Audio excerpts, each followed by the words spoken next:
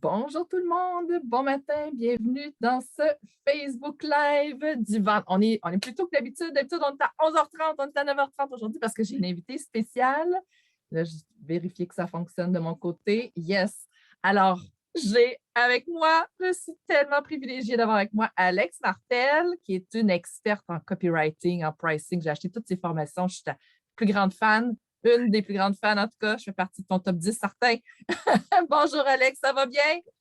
Ça va full bien. Full Full, full bien. bien. Ben oui, full en forme, full en forme. Un petit peu fatiguée quand même de mon Ouais. lancement, mais comme une fatigue, tu sais, la fatigue quand tu as accompli quelque chose d'utile, que tu as eu des beaux échanges, que tu sais, cette fatigue-là, ben c'est celle-là. Donc, Oui, parce que tu as rencontré beaucoup de monde cette semaine, puis tu es en lancement de ta nouvelle formation aussi que j'ai achetée, je l'ai ouvert, mais je n'ai pas encore eu le temps de la consommer, mais ça s'en vient, ça va être dans les tu prochains me jours, diras certainement. si tu as vu le gorille. Tu vas tout comprendre quand tu vas l'avoir fait. Ah, OK. Mais tu me diras, je suis curieuse. OK, je te dirai ça. Alors aujourd'hui, on va se parler de pricing et formation en ligne parce que j'ai une communauté d'experts qui veulent créer une formation en ligne. Puis ça revient toujours la question, oui, mais pour combien je peux vendre ça? Combien je peux demander? Puis il y a le copywriting aussi, tu sais, comme moi, j'enseigne la haute fréquence, c'est ce que tu fais aussi. Je me suis beaucoup inspirée de ce que tu fais. J'ai acheté tes formations en copywriting et tout ça. Donc, c'est qu'on veut que les gens connectent avec nos valeurs, c'est qu'on veut amener le client à lui-même se convaincre par rapport à ben, cette solution-là correspond à ses besoins, puis il va acheter tout naturellement. C'est bien ça? Absolument, oui. On veut pas que les gens se sentent obligés, hein. On veut que les gens viennent vers nous naturellement parce qu'ils sentent que c'est la meilleure chose à faire pour eux à ce moment-là. Exactement. Donc, si tu veux nous parler un petit peu de pricing et copywriting, je te passe le De micro formation. par rapport aux Oh! formations en ligne, vraiment par rapport à ça. Fait que Mais les c'est gens, parfait parce que moi aussi, c'est mon modèle d'affaires, les formations en ligne, et c'est tellement un monde qui est fascinant, intéressant, puis il y a tellement de différences de prix, en fait, dans le monde des formations, tu sais, puis c'est oui, drôle que tu dises ça parce que, justement, on parle du bundle catching cette semaine, puis genre, ça n'a comme pas de bon sens, on fait un rabais oui, tellement élevé sur le prix, tout ça. oui, Mais c'est de comprendre, tu sais, comment ça fonctionne, les différentes stratégies, puis tout le kit. On va avoir oui, l'occasion d'en parler. oui. Je pense que surtout quand on lance une formation pour la première fois, c'est vraiment important d'établir un prix qui est juste et qui est équilibré par rapport à la valeur que la formation amène dans la vie du client. OK? Absolument. Surtout pour les premières formations, parce qu'on veut revenir sur notre investissement qu'on a mis à créer cette chose-là le plus vite possible. Ah, Et toi oui, puis moi, on le sait, créer une formation, c'est beaucoup d'énergie. oui, absolument. Oui, On met beaucoup de notre cœur là-dedans. Il faut apprendre toutes sortes d'affaires. Il faut technologiquement parlant, se débrouiller avec oui, beaucoup de choses. oui, C'est très énergivore, n'est-ce pas? oui, Fait que si tout à on fait. prend la peine de créer une formation, ben crime, on aimerait que ça ait servi à quelque chose, on aimerait que ça se vende. Mais souvent, on voit des gens faire un lancement qui, ça ne fonctionne pas. Qu'est-ce qui se Mhm. passe? Qu'est-ce qui fait que ce lancement-là n'a pas fonctionné? Souvent, on va chercher la réponse du côté bon, du public cible, du copywriting, qu'est-ce qui a été fait, mais des fois, ça peut être tout simplement le prix qui a été mal aligné, qui a été mal choisi. Fait qu'on va en jaser un peu. OK. Tu sais, un prix, c'est pas juste un prix. C'est vraiment, ça fait partie de ton message. Un prix, c'est un message, c'est un signal que tu envoies à ton client. Et surtout quand ta crédibilité n'est pas faite. Si tu vends, puis ça, c'est très contradictoire, hein, les gens ne comprennent pas bien ça, mais quand tu as peu de crédibilité, puis qu'en plus, tu ne charges pas cher, les gens prennent tout de suite pour acquis que la qualité ne sera pas là. OK, je comprends. Tu comprends ce que je veux dire? Parce Oui. que ta crédibilité n'est pas encore super établie, tu n'as pas de preuves, tu n'as pas de témoignages, t'as pas. Donc là, si tu offres un giga rabais puis que ta formation est vraiment pas chère, ça va être quoi le réflexe du consommateur? Ça ne doit pas être qualitatif. Exact. C'est automatique. Ce qui explique pourquoi moi, je conseille aux gens de ne pas faire de rabais quand ils commencent. Parce que quand tu commences, ton but, c'est d'établir dans la tête de ton audience, c'est quoi ta valeur. Une fois que ta valeur est bien établie, quand tu vas faire un rabais, les gens vont capoter parce que tu n'en feras pas souvent. OK. Tu OK. comprends ce que je veux dire? Mais Ouais. quand tu débutes, Moi, je pense que c'est quand même très important de bien établir la valeur. Puis si tu fais un rabais, que ce soit toujours limité, que ce soit toujours justifié et que tu expliques toujours c'était quoi la valeur réelle. Par exemple, si tu fais un rabais pour ta première cohorte, ben, tu dis c'est un rabais parce que c'est ma première cohorte, mais le vrai prix, ça va être ça. Tu veux créer déjà l'ancrage de ça va être quoi le prix réel, la valeur réelle de ta formation. Tout à Bon, fait. maintenant, comment on fixe cette valeur-là? Hein? Ouais. Oui, c'est souvent la question qu'on va me poser. Et bon, c'est une question qui, moi, m'a beaucoup obsédée avant même de faire de la formation quand je faisais du copywriting. Quand je faisais du copywriting, j'ai voulu me détacher, à l'époque, j'étais à taux horaire, du taux horaire pour charger à la valeur et j'étais fâchée parce que tout le monde disait assume ta valeur, charge à la valeur, mais personne n'expliquait genre, OK, mais je fais quoi, genre, concrètement? Qu'est-ce qui se Ouais. passe? Et j'ai fini par, bon, lire énormément sur le sujet parce que Julie me connaît, j'ai comme un syndrome Hermione Granger, comme je dis dans mon livre. Là, quand j'ai un problème, je me documente au bout. Puis, tu sais, j'aime beaucoup apprendre, faire de la recherche, tout ça. Et donc, je me mets à lire sur les stratégies de pricing et les grandes entreprises, quand elles appliquent le pricing de valeur, elles ont une méthodologie qui est hyper intéressante, mais qui était peut-être un peu trop complexe pour moi. Donc, ce que j'ai fait, c'est que je l'ai simplifié et c'est ce que j'enseigne dans mes formations sur le pricing dans mon livre. Je vais essayer de vous la résumer aujourd'hui. OK? OK. On va essayer de faire ça comme, puis tu vas peut-être pouvoir m'aider, Julie, mais en tout cas, on va essayer de le faire le plus petit possible. OK. Premier enseignement, la valeur, c'est dans les yeux de celui qui regarde. Oui, tout à fait. C'est-à-dire que deux clients différents ne vont pas percevoir la même valeur d'une même chose. N'est-ce pas? Donc, moi, l'exemple que je donne souvent de ça, c'est ma machine à café que mes parents ne comprennent pas que j'ai une machine à café à 3 000 $. Pourquoi mes parents sont terrifiés que j'ai acheté une machine à café de 3 000 $? Mes parents boivent du café Tim Hortons. Donc, pour mes parents, acheter une machine à espresso assemblée en Italie puis en Allemagne, genre, ça ne fait pas de sens. Tu comprends? OK. Ils ne voient pas la valeur. Ils trouvent ça, voyons, c'est juste du café. Tu comprends? Mais moi, qui est une fan finie de café, qui fait tout du café, qui adore le café, ben, je vois vraiment la valeur de ma machine. Je pourrais t'expliquer, tu sais, laiton, acier, chez tous les matériaux. Je sais comment elle est faite, je l'aime d'amour, puis je peux vraiment la vendre facilement à un autre amateur de café. Tu sais. OK. C'est la raison pour laquelle je suis certaine que Julie, quand elle vous enseigne comment créer une formation, une des premières choses qu'elle vous dit, c'est comment déterminer c'est qui votre public cible. Absolument. Bien sûr. Ben oui, voilà. C'est la parce base, que c'est les fondamentaux. le client idéal, le public cible, le personnage, c'est la base, c'est les fondamentaux. Ben, c'est la même chose en pricing. Tu ne veux pas fixer ton prix pour n'importe qui sur la planète. Tu veux fixer ton prix en fonction de la valeur que ton client idéal va voir de ta formation. Ouais. Ce que ça veut dire concrètement, c'est que les gens qui ne sont pas ton client idéal vont la trouver trop chère ou pas assez. Parce qu'il n'y a pas un prix sur Terre qui va être parfait pour tout le monde, mais il y a certainement un prix qui va être le bon pour ton client idéal. Donc, une fois que tu as identifié c'est qui ton client idéal, ton public cible pour ta formation, tu vas maintenant vouloir établir un prix de base pour te comparer. Puis le meilleur moyen d'y arriver, c'est d'identifier ce que j'appelle le deuxième meilleur choix, qui est juste une traduction boboche du terme anglo, by the way, qui est Next Best Alternative. C'est quoi le deuxième meilleur choix? C'est de te poser la question, si ma formation n'existait pas, ma formation, elle n'existe pas, okay? Qu'est-ce que mon client il ferait pour régler le même problème? All right? OK. Là, ça peut être un compétiteur direct. Si, par exemple, tu as un compétiteur qui vend une formation sur le même sujet, puis que vous ciblez vraiment le même type de personnes, vous avez à peu près les mêmes valeurs, peut-être que ça serait lui ton deuxième meilleur choix. Si tu es la première personne qui crée une formation sur ton sujet, peut-être que si ta formation n'existait pas, ton client il serait obligé de se payer du coaching. Fait que ton deuxième meilleur choix, tu vas aller te comparer à un coach.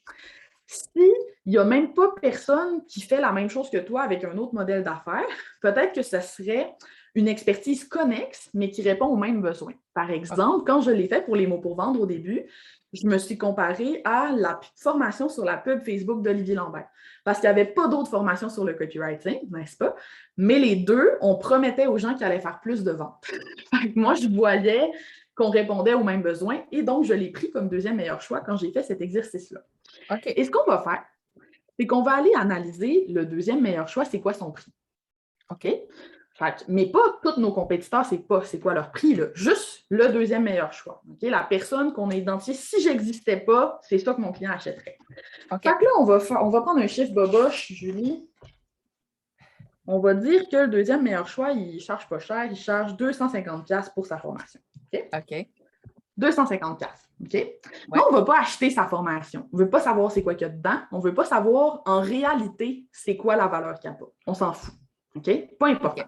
OK. Ce qu'on veut savoir, c'est comment il communique sa valeur. Donc, sur sa page de vente, dans ses communications, dans son contenu, qu'est-ce qu'il dit à ses clients sur sa valeur? Pourquoi? Parce que si tu achètes sa formation, tu vas voir c'est quoi la valeur réelle de la formation. Mais les gens, quand ils achètent, ils ne savent pas c'est quoi la valeur réelle de ta formation. Tout ce qu'ils voient, c'est la valeur perçue. C'est ce que tu communiques sur ta page de vente. OK. Donc, si ton compétiteur, mettons, dans sa formation, il y a des tutoriels absolument extraordinaires, mais que ce n'est pas marqué dans la page de vente, tu ne le comptes pas. Ça ne compte pas parce que ce n'est pas perçu. Fait que là, tu vas aller lister comme ça, bon, Olivier Lambert, sa formation est faite de même, il fait ça, il fait ci, il y a ça d'inclus, il y a des rencontres, il y a ci, il y a ça, tu notes tout ce qu'il y a.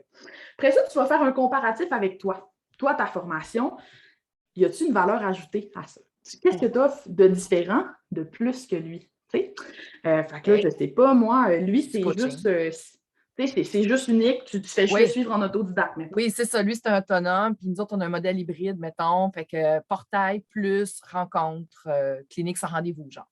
N'importe quoi, là. Toute la valeur que tu peux imaginer. Puis là, je ne veux pas aller trop loin là-dedans, puis Julie peut certainement vous aider à identifier de la valeur. Mais mettons que tu l'as fait bien comme il faut, tu as un bel inventaire de valeur. Oui. La théorie du pricing de valeur, c'est que tout ce qui est identique au deuxième meilleur choix, ça vaut 250$. Okay. Le prix du deuxième meilleur choix. Ce qui te différencie, tu vas te demander à quel point ça me différencie, c'est quoi l'échelle, et tu vas aller ajouter, tu vas aller bonifier le prix avec ça.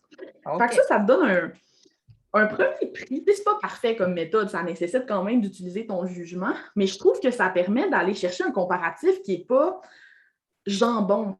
Tu n'es pas aller dire « Ah, mais là, check, lui, il a fait une formation vraiment pas... » Non, tu identifies ton meilleur compétiteur, finalement, puis tu vas vraiment faire une comparaison qui est pragmatique entre la valeur que lui apporte et la valeur que toi t'apportes. Puis là, la dernière étape, une fois que tu as fait ça, c'est que des fois, dans certains domaines, ça va arriver que le deuxième meilleur choix, il est très mal positionné. Mettons, là, le deuxième meilleur choix, il charge vraiment pas cher.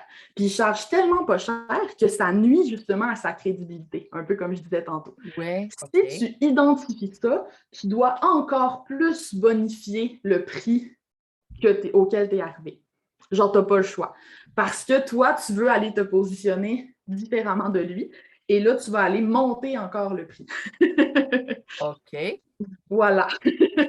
Parce que lui, il est trop bas. Lui, il est trop bas. Toi, tu vas te monter vraiment plus haut. Exactement. Si, mettons, là, il est vraiment trop bas, ça dévalue le marché, puis toi, tu veux pas que les gens aient la perception, parce que c'est ça, c'est que les gens vont avoir la perception que c'est cheap. Puis en formation, surtout, là, le prix, c'est encore au-delà d'un message, ça a un lien avec le comportement humain.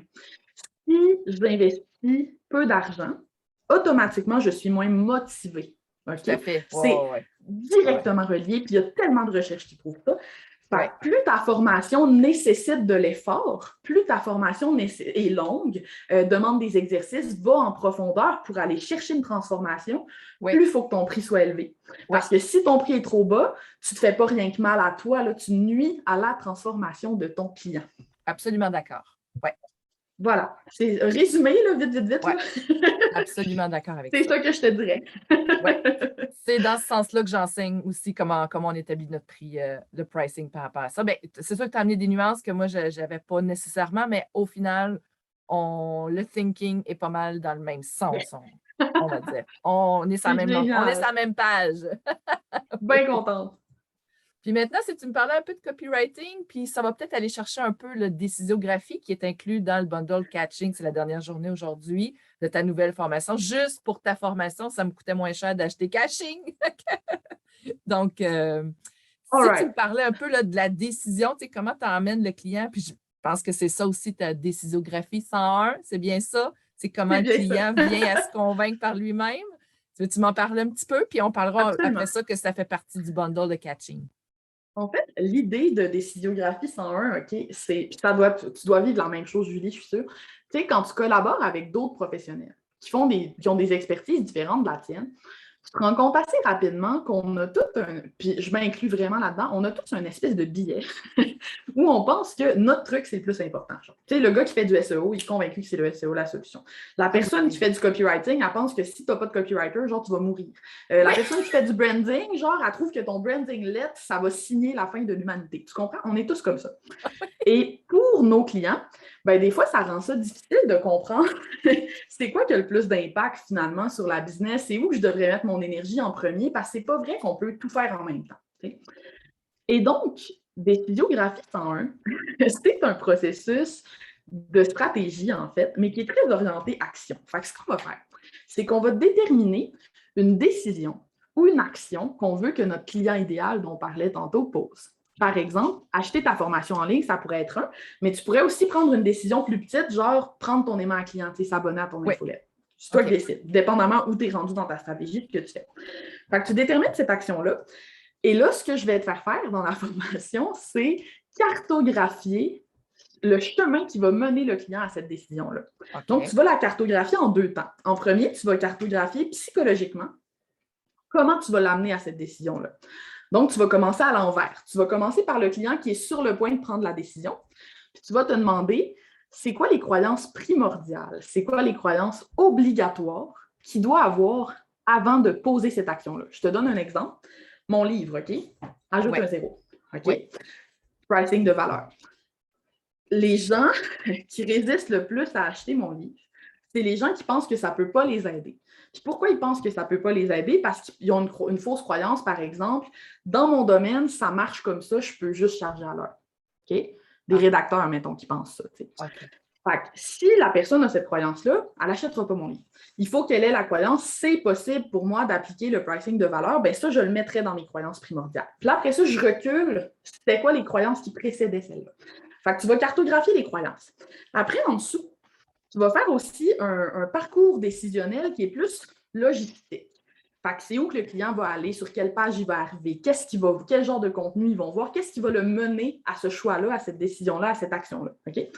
Une fois que tu as ça sur ta carte, c'est là que la créativité entre en jeu. Moi, le défi que je lance dans ma formation, c'est maintenant, tu as une vision d'ensemble qui te mène à une action vraiment précise que tu veux encourager dans ta business chez ton client idéal. OK?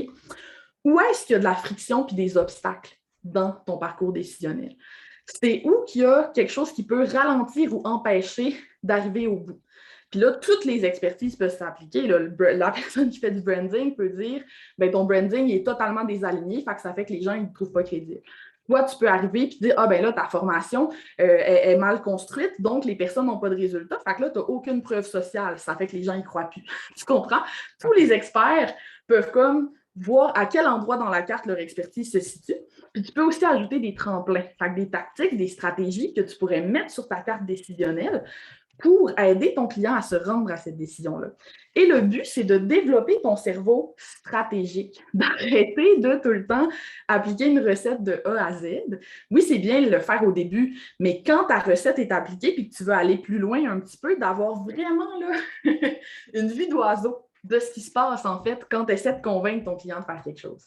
Okay. C'est ça, ma nouvelle formation. Fait que c'est un peu une expérience sociale. Là. J'appelle ça une formation expérimentale parce que c'est très inspiré du design thinking. Ça repose beaucoup sur l'imagination des gens puis ta capacité à t'autoriser à imaginer des possibilités puis à t'autoriser à prendre ton crayon puis à dessiner un plan. Là, c'était peurant au début. Mais j'ai l'enthousiasme et la sensation que les gens pourraient s'approprier cet outil-là pour en faire quelque chose de collaboratif puis de cool qui va nous permettre de mieux parler de nos stratégies entre nous. Tu comprends ce que je veux dire? Oui, je comprends. Voilà. D'où ça t'est venu, ça, de penser à ces étapes-là décisionnelles? Ça a été quoi le déclic pour toi? En fait, moi, c'est beaucoup l'économie comportementale, c'est sûr. J'ai été influencée, je te dirais, par l'architecture du choix. L'architecture du choix, entre autres, qui est cette idée qu'on peut présenter un choix de différentes façons pour rendre la décision plus facile.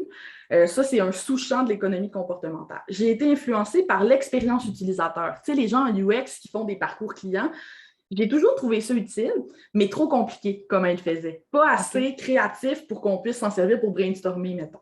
Puis j'ai été inspirée finalement par le design thinking, qui sont ces gens un peu bizarres qui vont dans les milieux corpaux, aider des gens full cartésiens, genre mon beau-père qui est ingénieur, à ressortir leur côté créatif puis à sortir des idées plus facilement, finalement.